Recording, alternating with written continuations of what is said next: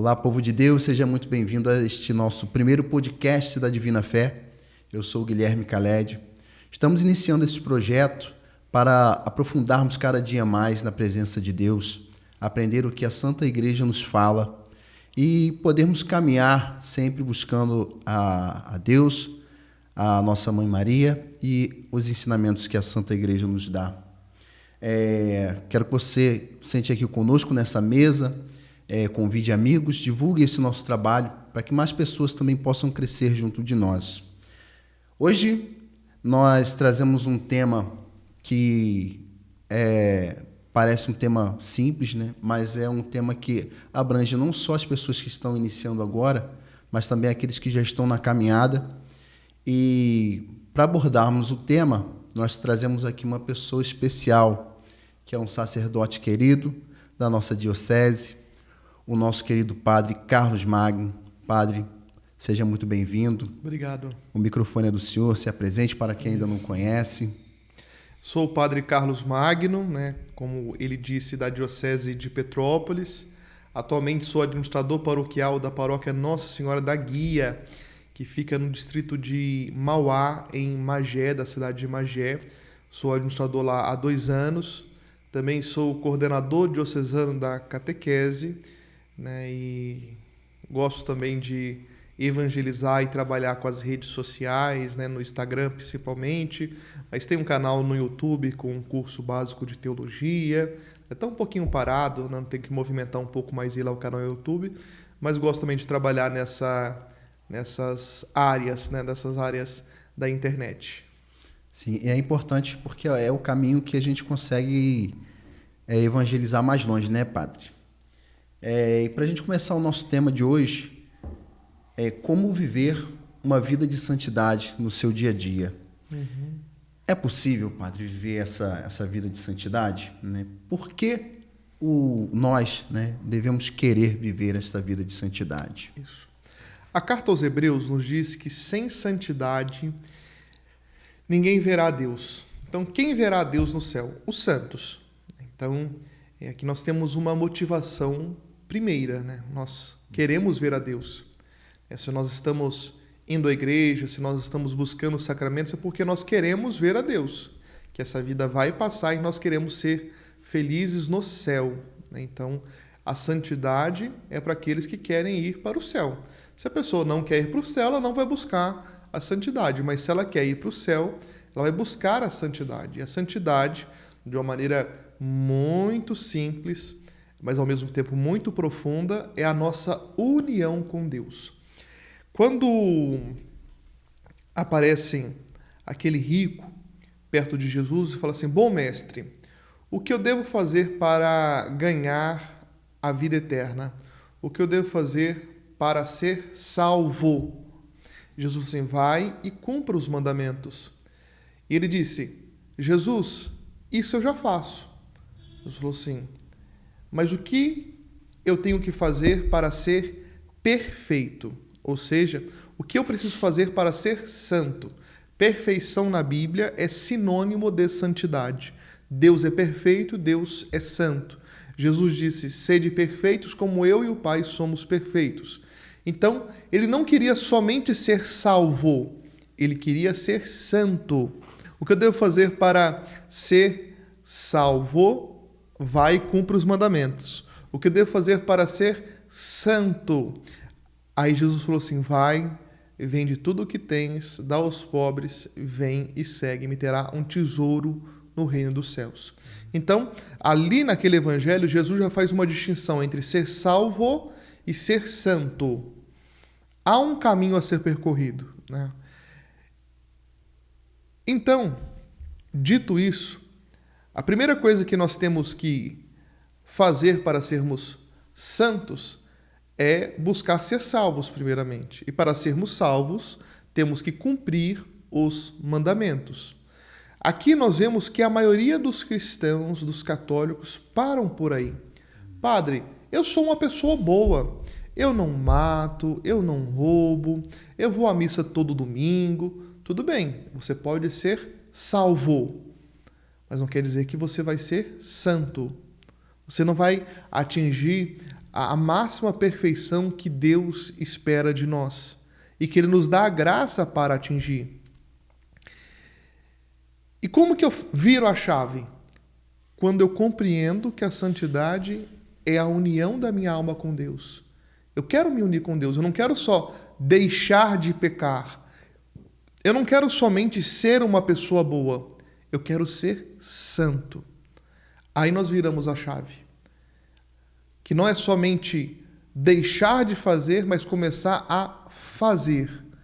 Olha, Jesus, eu não mato, eu não roubo, eu não cometo adultério.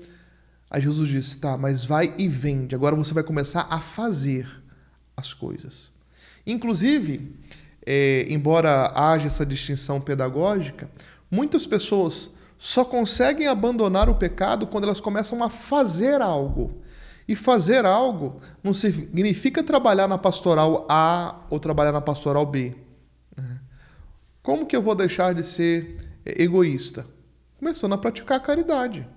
Sem sentimentalismo, né? Eu não senti vontade. Não, vai lá e dê a sua esmola, né? Faça o bem ao próximo, né? Ajude ao próximo, né? Coloque a mão na sujeira do próximo, né? E puxe ele para a graça de Deus. Né? Então, aqui nós temos um caminho para a santidade. Quando eu começo a fazer as coisas que Deus me pede. E não só uma vidinha assim, como que longe do Senhor. Né? Olha, eu não roubo, não mato. Essas coisas eu consigo fazer sem o auxílio da graça de Deus, porque tem muitas pessoas que não são católicas, que também que não roubam, que não matam.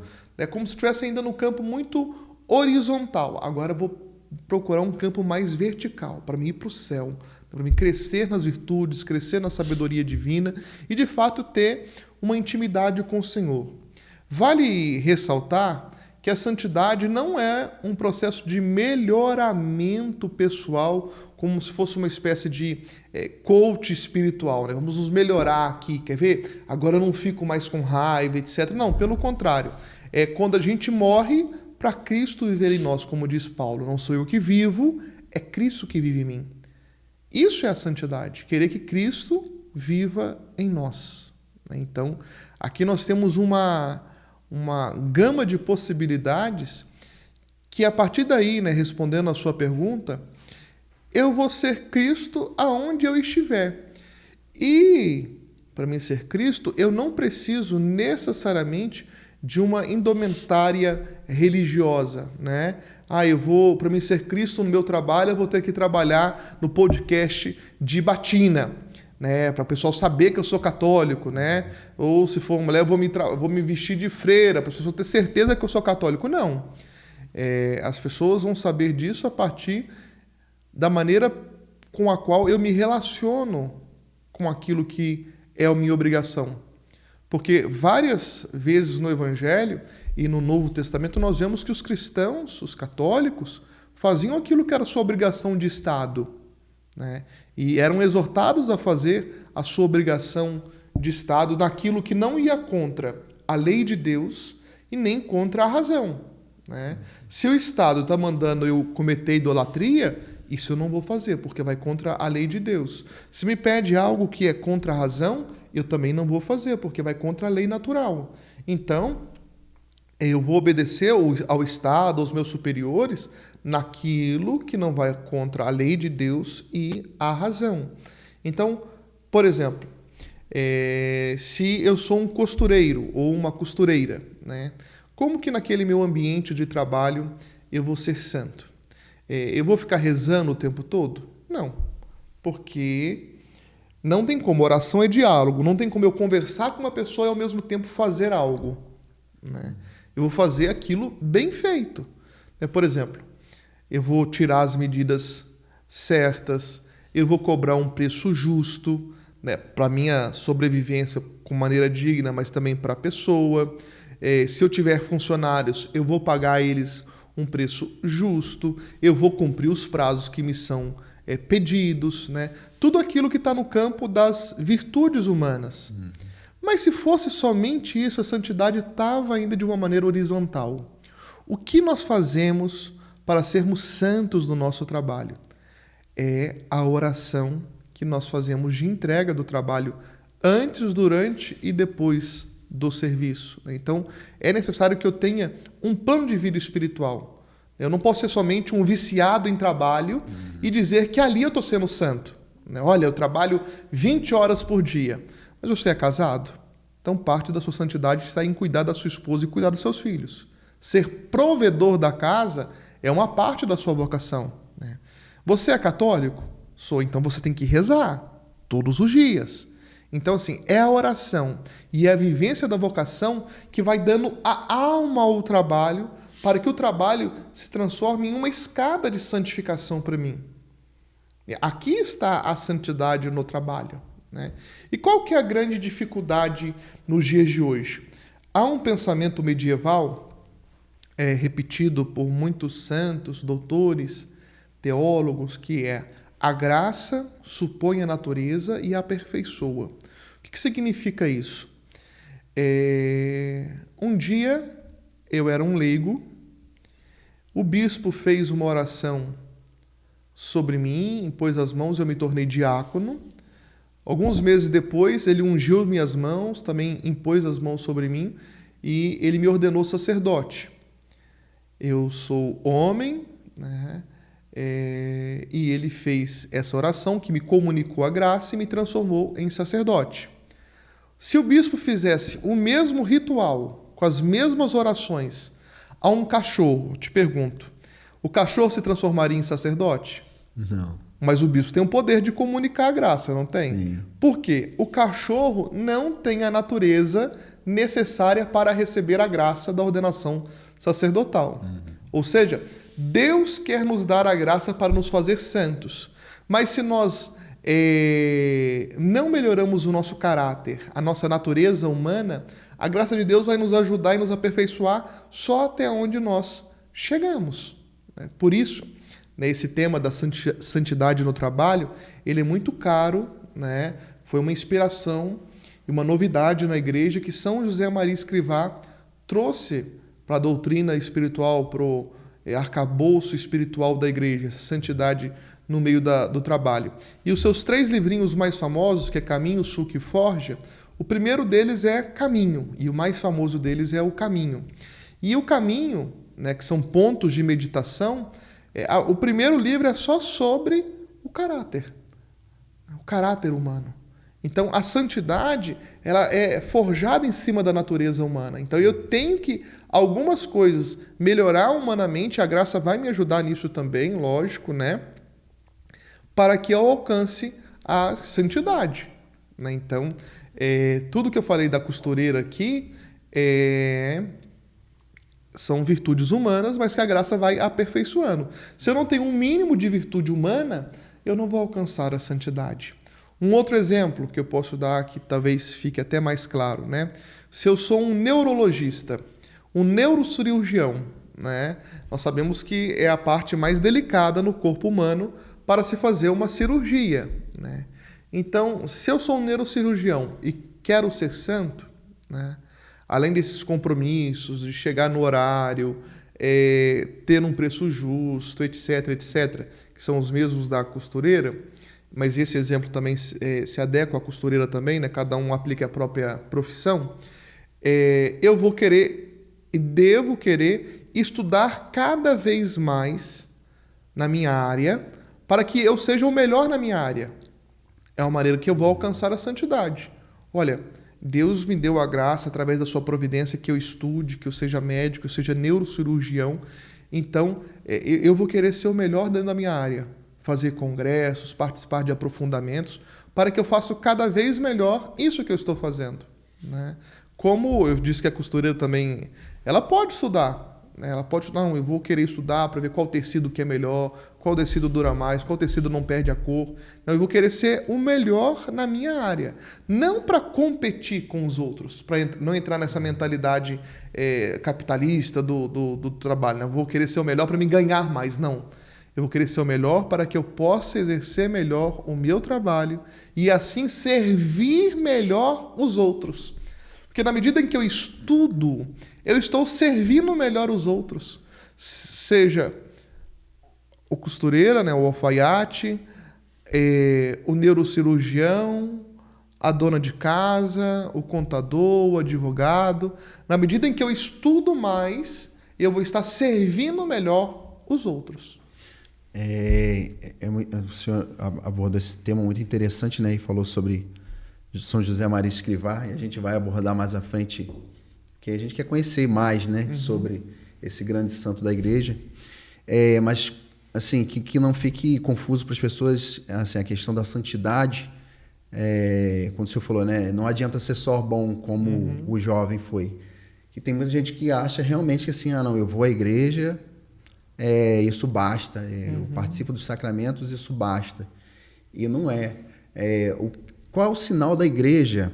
Né? O que a igreja é para essa nossa caminhada, para a caminhada do fiel?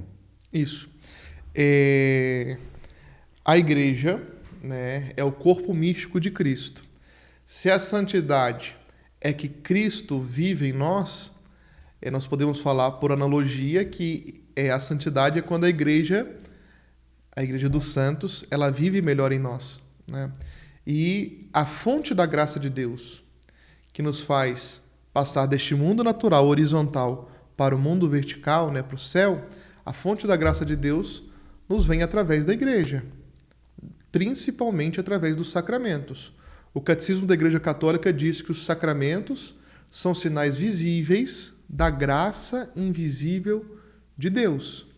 Então, eu posso rezar a Deus para que eu fique em comunhão com Ele, mas eu vou ter certeza dessa comunhão quando eu entro na procissão eucarística para receber o corpo de nosso Senhor Jesus Cristo, na Eucaristia, que aí vai se cumprir aquilo que realiza-se no sacramento do matrimônio. Nós não vamos ser dois, mas uma só carne. E a gente vai ser transformado em Cristo. Quando a gente come uma maçã, por exemplo, a maçã se transforma em nosso corpo. A gente vai mastigando, as moléculas, as partículas vão se partindo, aquilo é quebrado em enzimas, em proteínas, etc. E tudo aquilo se transforma no nosso corpo. Com a Eucaristia é diferente. Em cada comunhão, nós nos transformamos naquilo que nós recebemos. Nós transformamos em Jesus Cristo. Eu posso pedir perdão a Deus em casa, e devo, todos os dias, pedir perdão a Deus. Mas eu vou ter uma linguagem assim mais palpável, né? Eu vou tocar o perdão de Deus quando eu frequento o sacramento da confissão. A quem perdoar os pecados, eles serão perdoados. Então nós vamos ter um sinal visível da graça invisível de Deus, né? Então a igreja é a fonte da graça, né? A fonte dessa graça dos sacramentos, né? Que nós nos alimentamos, que nós vivemos em comunidade, né? Então não tem como eu ser santo sem a participação na igreja. E uma das características dos santos é que quanto mais santos são, mais eles veem a necessidade de frequentar a igreja, né? Os santos são, por natureza, generosos para com Deus e para com o próximo. Então, exemplo bem concreto, nós temos muitas pessoas que querem fazer o bem. Eu não gosto de usar muito a palavra caridade, porque hoje as pessoas entendem caridade como filantropia. Então, querem dar cesta básica, querem dar um auxílio ao doente e acham que isso por si só vai salvá-los, né? E não é. Jesus falou assim: tive fome e me destes de comer. É em Cristo que nós ajudamos as pessoas. Então, se nós olhamos, por exemplo, uma Madre Teresa de Calcutá, que ninguém nega o seu trabalho social, ela fazia 2 horas de adoração ao Santíssimo Sacramento por dia, de 6 às 8. Foi a mim que fizestes. É em Cristo que nós fazemos esse trabalho social, essa caridade, né? Esse trabalho caritativo, né? Então, é em Cristo que nós fazemos as coisas. Tem muita gente que traz esse pensamento, né, padre? O senhor foi citando a Madre Teresa, né, e tantos outros santos, que o santo ele só é aquele que sofreu o derramamento de sangue, como Santo Estevão, tantos outros santos, Mas tem esses santos que deram a sua vida e entregam a sua vida de outras formas. E hoje nós temos até o beato, né, Carlos Acutis, que é o que a gente poderia dizer que é um santo de calça jeans, né, como falava o nosso saudoso João Paulo II. E é o que a igreja chama hoje em dia também, né, as pessoas serem igreja onde elas estiverem. A gente vê a igreja assim como esse sinal de salvação, né, como o senhor falou, né, não basta só na igreja, mas também precisamos ir na igreja. Eu vi uma analogia muito interessante, não lembro quem foi que falou, mas alguém pergunta para ele assim, por que a gente tem que ir à igreja? Aí ele falou assim, vamos fazer uma outra pergunta, você tem que beber água? Aí a pessoa respondeu, sim, tem que beber água. Aí eu falei assim, quando você bebe água, você vai aonde? A pessoa, não, vou na fonte, vou na geladeira. Ele falou assim, é a mesma coisa. A água não está no ar? A água não está no corpo humano? A gente não bebe água do ar, você precisa ir na fonte. E é por isso que a gente vai na igreja, porque não tem fonte maior do que a igreja, né? A igreja católica. E foi instituída por Cristo, né? Sim. Cristo quis que fosse assim. Só uma questão, né? É aproveitar que, se Deus quiser, esse podcast vai ter um alcance muito grande. Aquele poema, esse texto que você citou dos Santos de Calça Jeans, não é do João Paulo II, não. Isso foi uma lenda que se espalhou, né? Eu várias vezes utilizei dizendo, mas não é do São João Paulo II, não. Mas uma parte dele é bem correto, que significa o quê? Para que eu seja santo, não é necessário eu estar de batina, ou seja, não é necessário que eu seja padre ou freira para que eu seja santo. A santidade é para todos. Todos, todos, todos. Isso também, São José Maria Escrivá contribuiu em muito na história da teologia espiritual. A santidade é para todos. Todos. Do Papa ao diácono. Do chefe de uma multinacional a um varredor de ruas. Da modelo à dona de casa, né? Todos, do agricultor ao empresário do petróleo, todos eles são chamados à santidade. Então, não somente os padres e as freiras devem ser santos, mas todos são chamados à santidade. Isso foi reafirmado no Concílio Vaticano II, que é o chamado universal à santidade.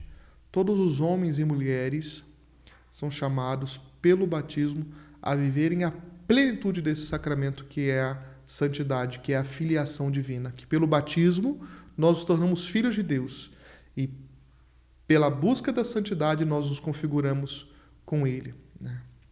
São Tomás de Aquino, ele faz uma distinção, me perdoe se eu errar aqui um pouco a citação, mas é mais ou menos assim, a ideia é essa, não vou citar, a ideia é essa, que pelo batismo nós alcançamos o primeiro nível de filiação, nós nos tornamos filhos de Deus, né?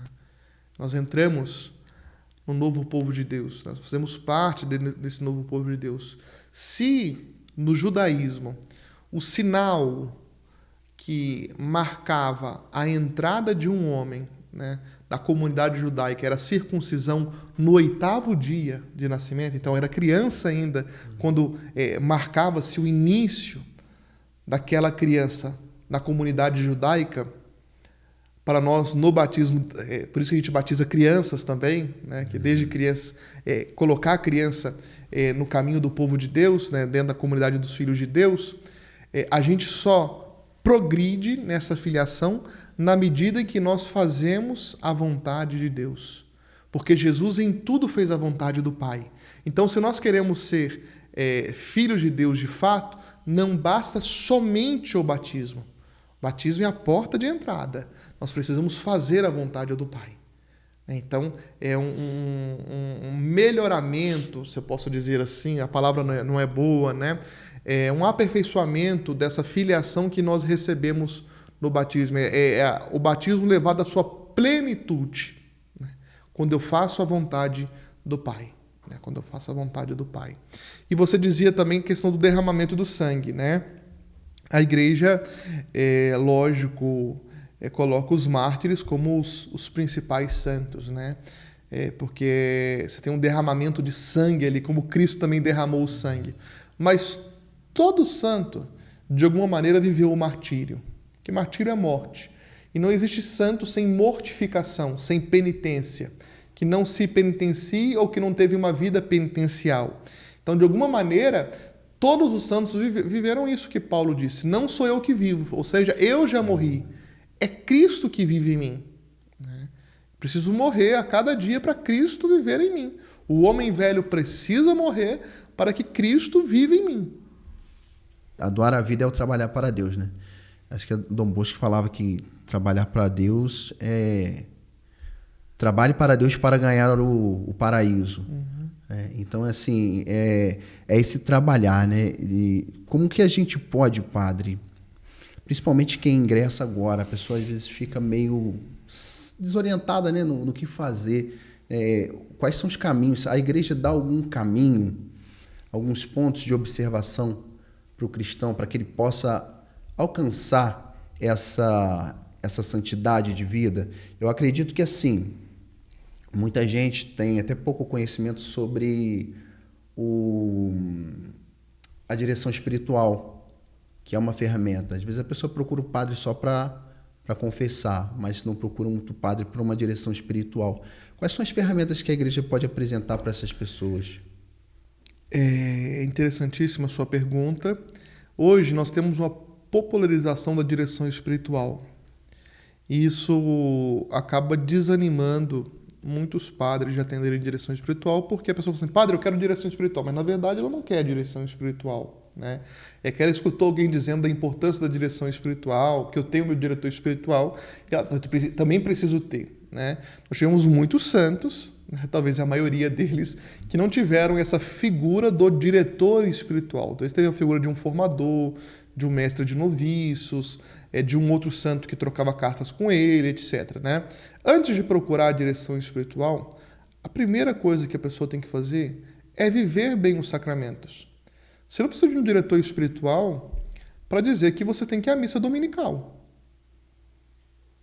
Não, eu estou faltando a missa dominical ainda. Você não precisa de direção espiritual, você precisa de conversão. Você precisa meditar a via sacra. Precisa entender por que o domingo é importante, né? Depois, estou falando da Eucaristia ainda, a generosidade, eu vou começar a ir à missa além do domingo, né? Começar a ir uma vez na semana além do domingo, 2 vezes, né? Vou fazer um pouco mais, quando a missa acabar, vou ficar ali um pouco mais em ação de graças, de joelho, né? Adorando Nosso Senhor Jesus Cristo. Depois, confissão frequente, né? Aqui de 15 em 15 dias, pelo menos, né? Isso auxilia muito. A graça que o sacramento da confissão nos dá é uma graça que vai abrindo os nossos olhos para realidades que às vezes nós nem imaginamos, né? Então, essa confissão frequente. Não se confessar somente quando está em pecado mortal, né? Mas ter essa confissão dos pecados veniais também, forçar esse exame de consciência diário. Diariamente eu vou analisar minha consciência diante de Deus. O que eu fiz que não foi bom, o que eu fiz que não foi tão bom, né? E o que eu preciso melhorar, né? E no outro dia eu vou tentar aplicar os meios para que eu vença aquilo, anoto, acho que isso aqui eu preciso confessar para o padre, né? Então, Eucaristia, confissão, oração diária. Se você não reza todos os dias, você não precisa de direção espiritual, precisa de conversão. Tem que começar a rezar todos os dias. Isso não é uma coisa alegórica ou opcional, né? É uma coisa fantasiosa. Não, eu preciso rezar todos os dias, né? Eu não preciso ter vida de monge, sendo leigo, né? Eu vou rezar todas as horas da liturgia das horas, vou rezar o rosário, vou fazer 1001 devoções. Não. Comece com o básico, a oração do Santo Terço e a leitura da Palavra de Deus. Comece com isso, né? Um terço, rezado normal, sem correria, é 17 minutos, 15 minutos, né, do seu dia. Se você não puder dar 15 minutos do seu dia a Deus, né? Depois faz uns 10 minutinhos da leitura da palavra, né? Você não quer ser santo ainda, você não quer morrer. Você quer que Deus entre como um torcedor para você, uma pessoa que vai te puxar, mas você não quer morrer para ele viver em você. Depois que você tem essas 3 coisas, Eucaristia, confissão e oração diária, eu colocaria também o estudo, né? Por quê? A fé, segundo São Tomás, ela reside no intelecto. Então, talvez eu queira praticar a fé, mas eu estou cheio de ideias erradas. Tipo assim, Deus é amor, eu não preciso ir à missa todo dia. Então, eu preciso ler o Catecismo novamente. Tem um livro muito bom, muito fácil de ser entendido, chamado A Fé Explicada, do Léo Treze. Da editora, o livro foi publicado pela editora Quadrante. Coloque ali, vou ler 15 minutinhos por dia, com papel, com caneta, vou marcar, né? Eu não tive alguma dúvida, eu coloco lá no site do Padre Paulo Ricardo, ou de tantos outros que têm feito esse trabalho aí na internet, padres bons, né? Padres que a gente pode confiar naquilo que eles publicam, né? E vou aprofundando a fé, porque nós temos 3 grandes inimigos da santidade. É o diabo, o mundo e a carne, né? E o diabo é por espírito, a batalha dele é intelectual. Se você está pensando de maneira diabólica, de maneira errada, o diabo já te tomou. A batalha dele é intelectual, né? Ele quer tomar suas ideias. Então, colocar o estudo da doutrina, mas também uma coisa que ajuda muito, a leitura da vida dos santos. Que você vai ver assim, se lê uma biografia do Beato Carlo Acutis, como você citou. Olha, um jovem de 15 anos, que nasceu um ano antes do que eu nasci. Ele nasceu em 91, eu nasci em 92. Ele com 15 anos alcançou a santidade. Por que eu não consigo? Eu consigo também. Eu vou conseguir também. Quando você lê a história de uma alma de Santa Teresinha, biografia de Dom Bosco, a biografia de São João Paulo II, de tantos outros. É como um título, né? Um pensamento que se polarizou muito na igreja. Se eles e elas conseguiram, por que não eu? Eu vou conseguir também, né? Então, a leitura da vida dos santos nos auxilia muito, muito, muito, muito, né? Então, assim, depois disso, depois que você já leu bastante, né? A leitura de literatura ajuda muito também na busca da santidade. Porque, às vezes, me falta vocabulário para expressar para o meu diretor espiritual aquilo que eu estou sentindo, aquilo que eu estou passando. E a literatura nos faz olhar aquele personagem e dizer assim, é isso aqui que eu estou sentindo. Então eu vou conseguir verbalizar a experiência, a situação da vida que eu estou passando. Então, muitas vezes na direção espiritual a pessoa vem, padre, isso. Eu falei assim, olha, mas você vai ler agora tal livro da literatura. Né? Você vai... Às vezes eu começo sempre com as Crônicas de Nárnia, do Lewis, do Senhor dos Anéis, do Tolkien, né? Para que a pessoa pegue o hábito pela leitura. Mas depois a gente manda ela ler uma obra de Shakespeare, manda ela ler uma obra de Dostoiévski, e tantas outras, né? Tantas outras que eu gosto de indicar muito também, e de um autor brasileiro chamado, está vivo ainda, Claridade, é o livro Claridade, do Renato Moraes, né? Para que a pessoa lembre aquilo, assim, olha, essa experiência desse personagem é a experiência que eu estou passando, então eu vou conseguir verbalizar para o meu diretor isso, né? Qual que é a imagem que as pessoas têm no seu imaginário, né? É do jogador de futebol, né? A vida tem um nome para isso, acho que de boleiro, né? Tem uma expressão que os jovens utilizam, né?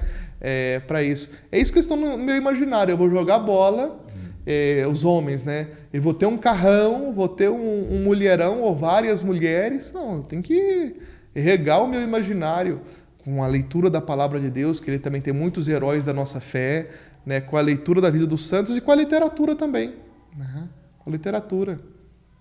Isso auxilia muito. E tudo isso que eu estou falando pode ser feito sem diretor espiritual.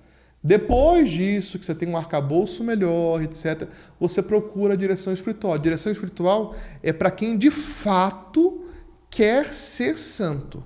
A pessoa está disposta. disposta.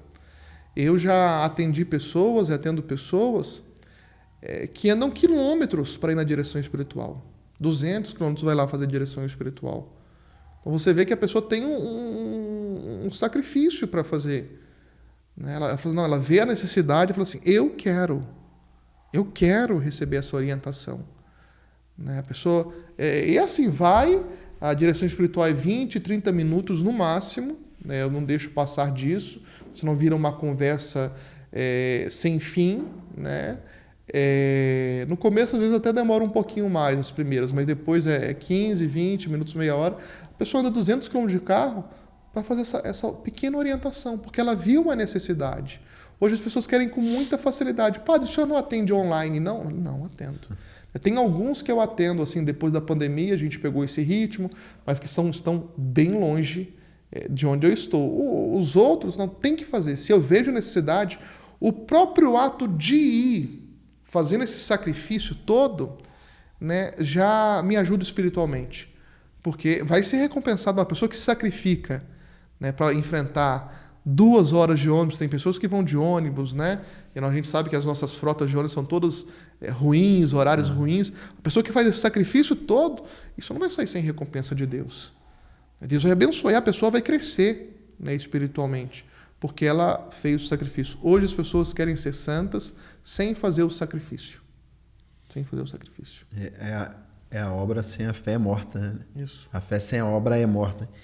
Então, muitas vezes a pessoa realmente tem que sair do lugar que está e se lançar realmente.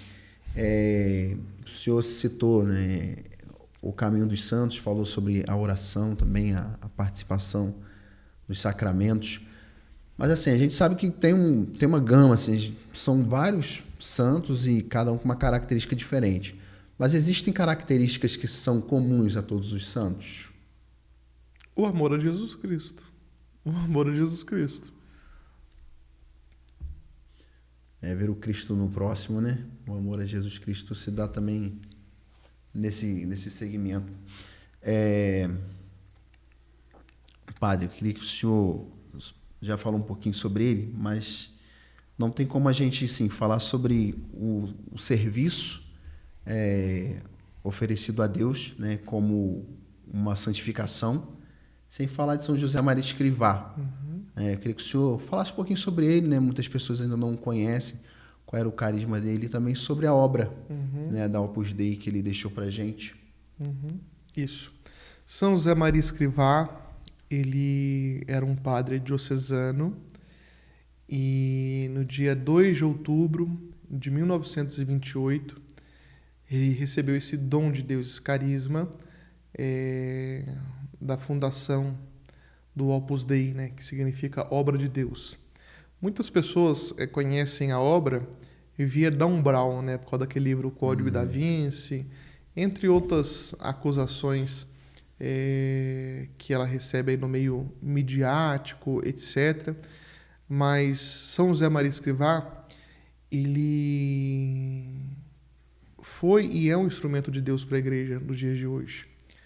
No mundo pós-revolução industrial, onde o trabalho foi hiper mega valorizado, no mundo pós-revolução russa, motivado pelos movimentos sociais de Karl Marx, que também colocava o trabalho, né, em pauta. Entre outras coisas, né, ele falou assim, olha, o trabalho não é nem a libertação do homem, né, e nem a escravidão do homem. O trabalho é a maneira que o homem tem de se santificar, de se encontrar com Deus, né? Aqui eu estou falando de uma maneira muito en passant, muito simplória, né? Muito simples, né?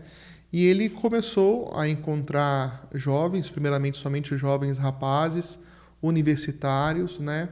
Fazer pequenos círculos de doutrina, de orientação espiritual, mostrando que era possível, né, encontrar a santidade no meio das atividades diárias, né? Porque tinha muito presente assim que para que eu seja santo, né, ou eu tenho que ser padre, ou eu tenho que esquecer minha vida profissional e estar em todas as pastorais da igreja, Não precisa disso. Isso, inclusive, muitas vezes é um inimigo da santidade, né?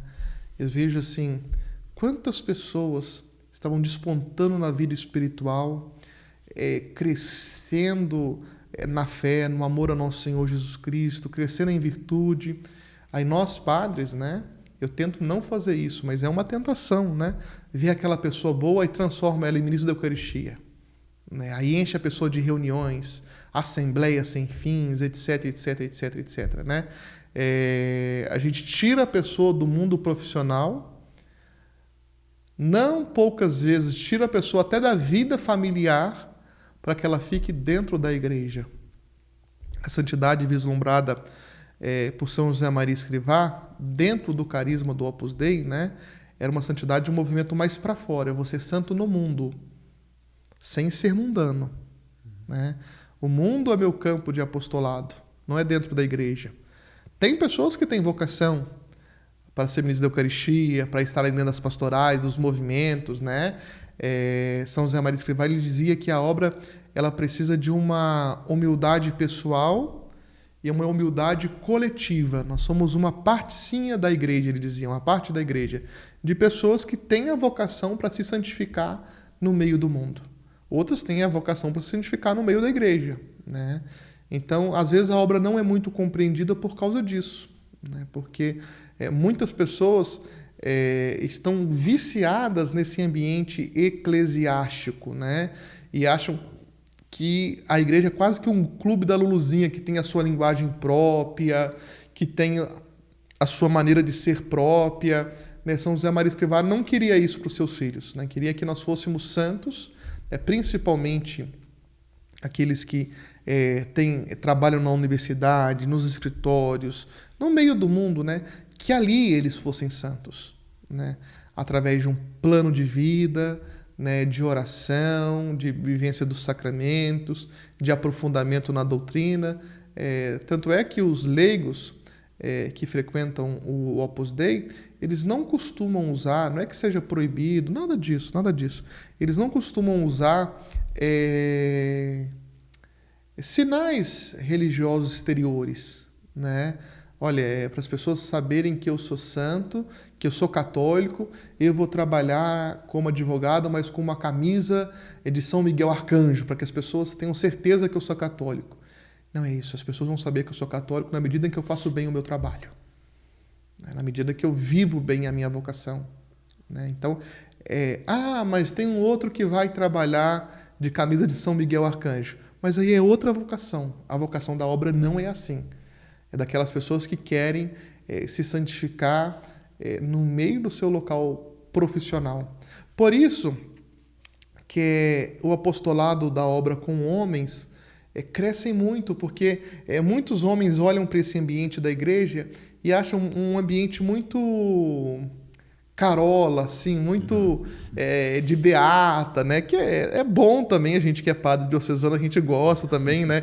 Eu brinco assim das nossas ovelhinhas, né? Então, é bom isso também, assim, para quem tem uma vocação específica para a obra, né?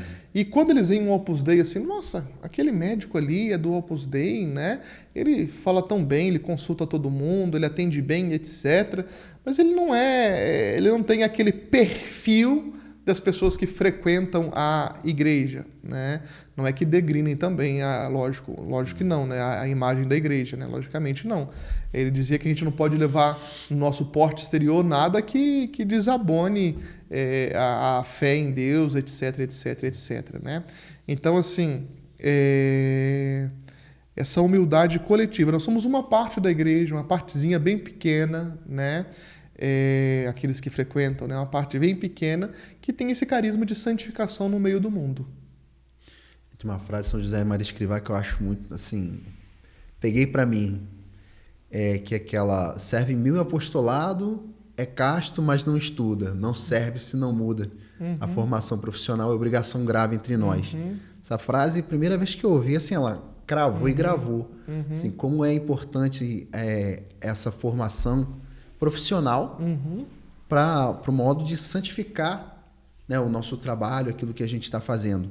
E eu vejo que, assim, muita gente, até o senhor citou o livro, né, e o filme que saiu, que foi um escândalo, o pessoal falando sobre o Opus Dei, muita gente nem nunca tinha ouvido falar, né? E assim, por um momento que o inimigo tentou atacar dessa forma também, ele abriu portas, porque muita gente também passou a conhecer o Opus Dei e o que realmente é a obra a partir do filme.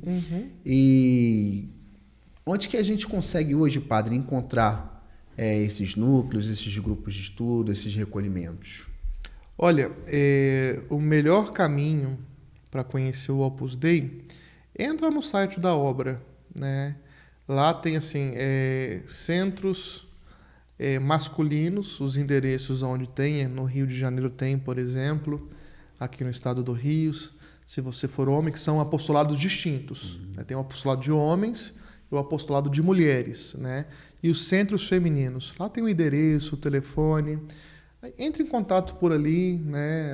Fale conosco, digita lá o seu e-mail, fala assim, eu tenho interesse em receber os meios de formação da obra, vocês podem me indicar onde está acontecendo, etc.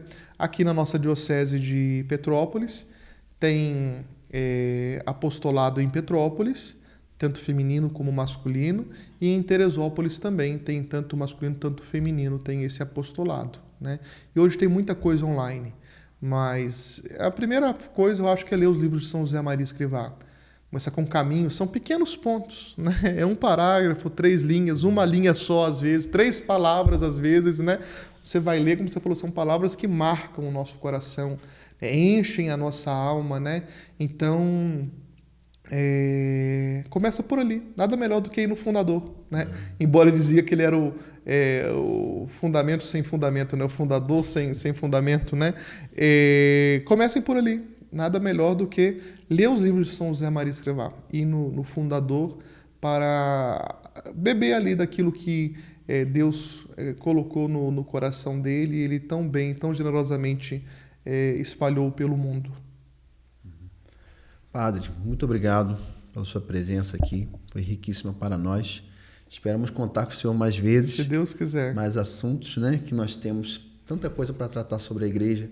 É uma importância tão grande de conhecermos a igreja e direto da fonte, que eu vejo assim.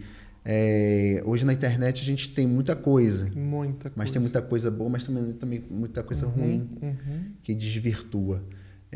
Então, assim, como é importante essa proximidade dos padres, são a voz da igreja para nós fiéis e o direcionamento.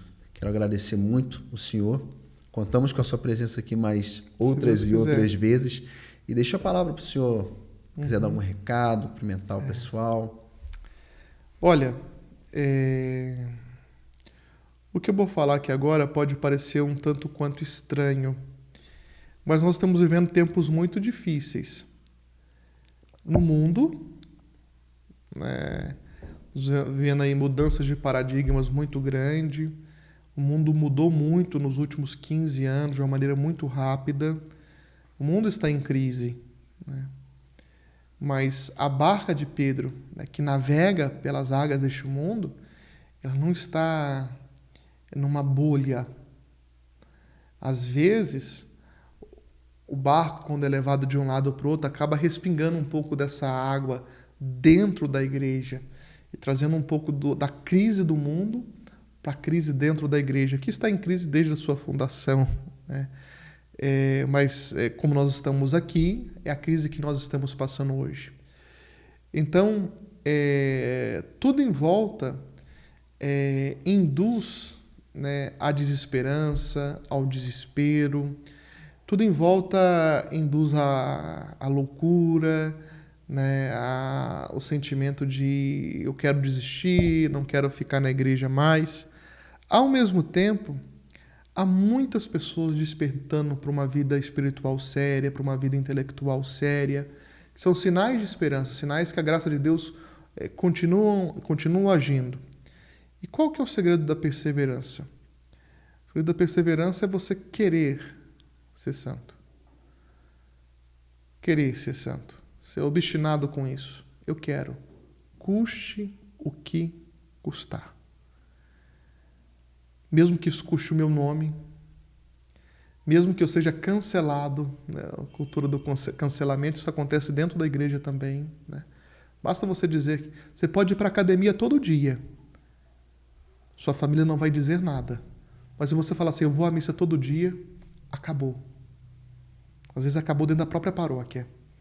Então, não ter medo dessa cultura do cancelamento, não ter medo de ficar sozinho, humanamente falando, porque você vai ter sempre Deus. E, ao mesmo tempo, olhar para o próximo com o desejo de salvá-lo. Um dos termômetros da santidade, essa generosidade no apostolado. São José Maria Escrivá dizia, de 100 almas, as 100 devem ser salvas. As 100 vale a pena serem salvas. Então, assim, eu tenho que fazer apostolado, eu tenho que olhar para o próximo, eu quero salvar o próximo. Eu quero levar Jesus Cristo.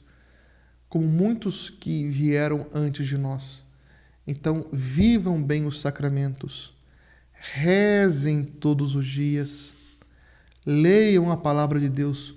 Procura doutrina sólida. Para de ficar lendo somente caixinha de perguntas no Instagram. Vá ler.